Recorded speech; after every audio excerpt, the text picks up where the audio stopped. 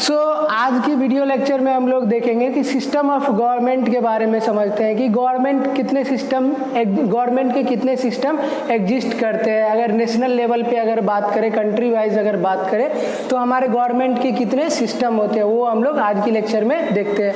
तो अगर सबसे पहले सिस्टम ऑफ गवर्नमेंट की अगर हम लोग बात करें तो जो our first system of government है दैट इज यूनिटरी गवर्नमेंट।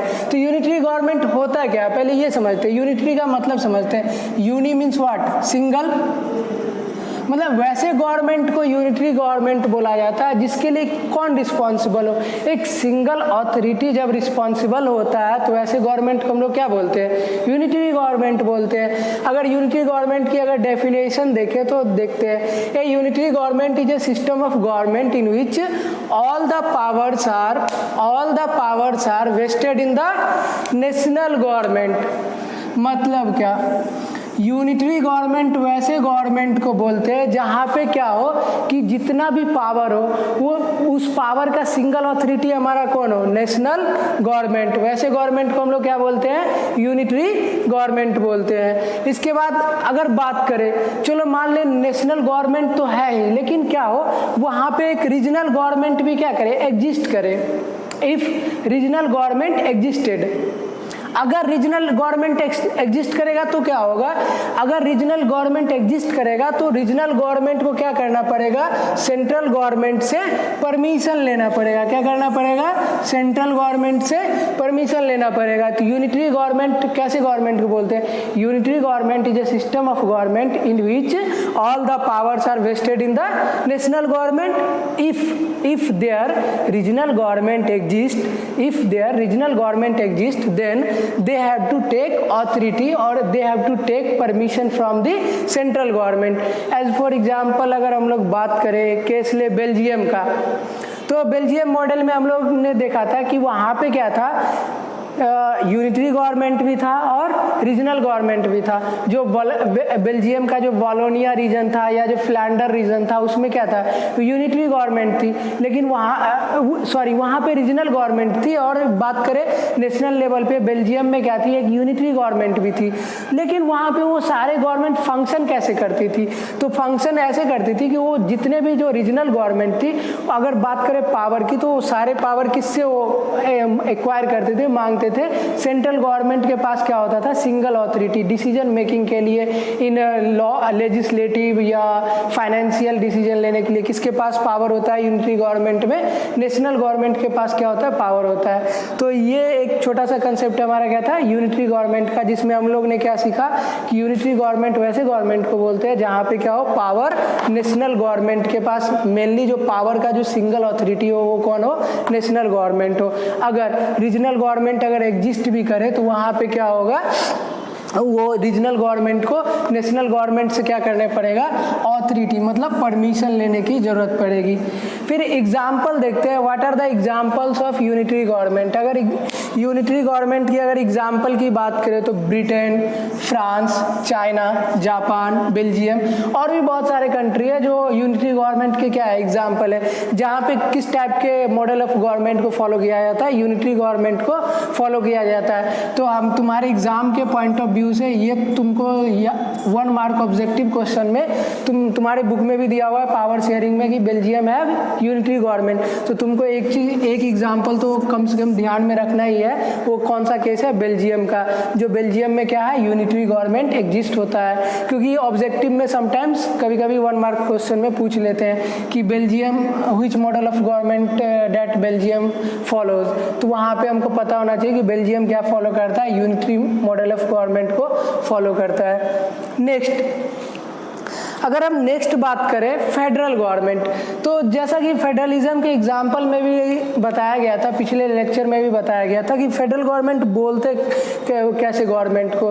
तो फेडरल गवर्नमेंट के बारे में डेफिनेशन ही पिछले लेक्चर में भी दिया गया था कि फेडरल गवर्नमेंट वैसे गवर्नमेंट को बोलते हैं जहाँ पे क्या हो, पावर का डिवीजन हो, किसके किसके बीच, नेशनल गवर्नमेंट के बीच as well as regional government के बीच। जब पावर का डिवीजन होता है तो उसी को, उस टाइप के जो मॉडल को क्या बोला जाता है, फेडरल मॉडल ऑफ गवर्नमेंट बोला जाता है। एज फॉर एग्जांपल अगर बात करें जो स्विट्जरलैंड है, चाइना है, अर्जेंटीना है, यहाँ पे क्या किस टाइप के मॉडल ऑफ गवर्नमेंट को फॉलो किया जाता है? फेडरल मॉडल ऑफ गवर्नमेंट को फॉलो किया जाता है। तो डेफिनेशन को हम लोग समझने की कोशिश करते हैं कि फेडरल मॉडल ऑफ गवर्नमेंट बोलते किसको है।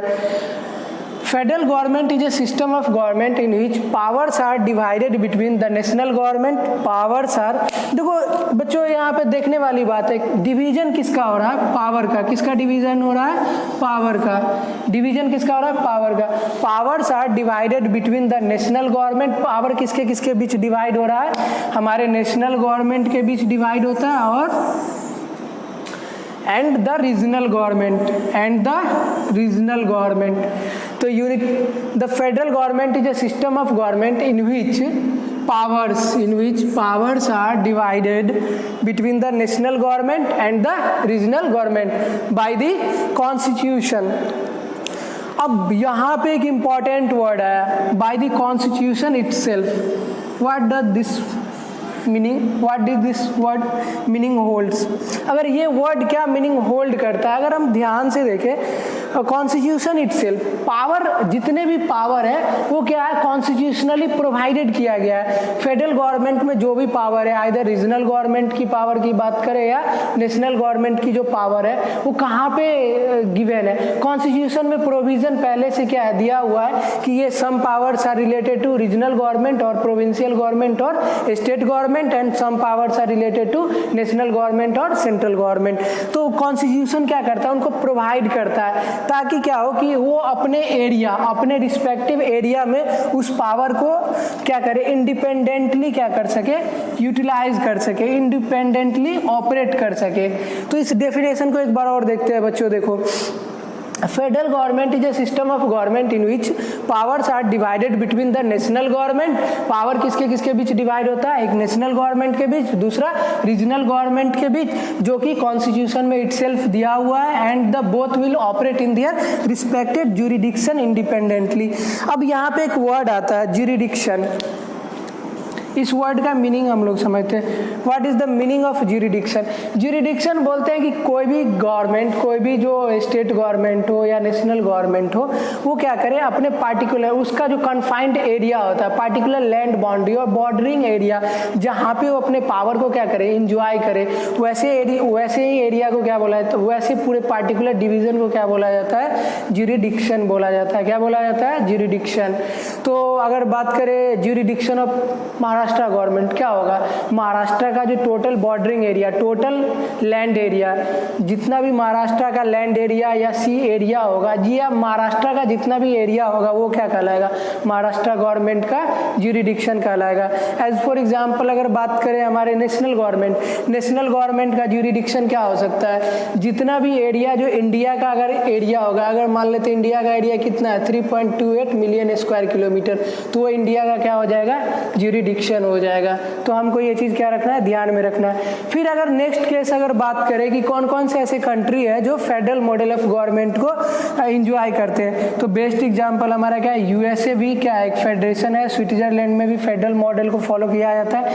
कनाडा में भी बताए थे, Canada, Brazil, Argentina, these are the country which experiences the federal model of government। इसके बाद अगर बात करें, देखो अलग अलग कंट्री में फेडरल गवर्नमेंट का क्या होता है? अलग अलग नाम होता है। एज फॉर एग्जांपल अगर बात करें, जो फेडरल गवर्नमेंट में अगर बात करें, जो नेशनल गवर्नमेंट होता है उसको क्या बोला जाता है? सेंट्रल गवर्नमेंट बोला जाता है, या यूनियन गवर्नमेंट भी बोला जाता है, या फेडरल गवर्नमेंट बोला जाता है। ये सारे क्या है? एक नेशनल गवर्नमेंट के नाम होते हैं। तो national government is also known as central government, union government and federal government. ये चीज ध्यान में रखना है। कभी कभी 1 मार्क्स ऑब्जेक्टिव में या फिल इन द ब्लैंक्स में पूछ लेता है कि national government is also known as what dash, तो वहाँ पे हमको ध्यान में रखना पड़ेगा कि it is also known as central government, union government और फेडरल गवर्नमेंट। एक 1 मार्क्स ऑब्जेक्टिव क्वेश्चन में कभी कभी एग्जाम्स में पूछ लेते हैं, तो हमको ये ध्यान में रखना है। नेक्स्ट अगर बात करें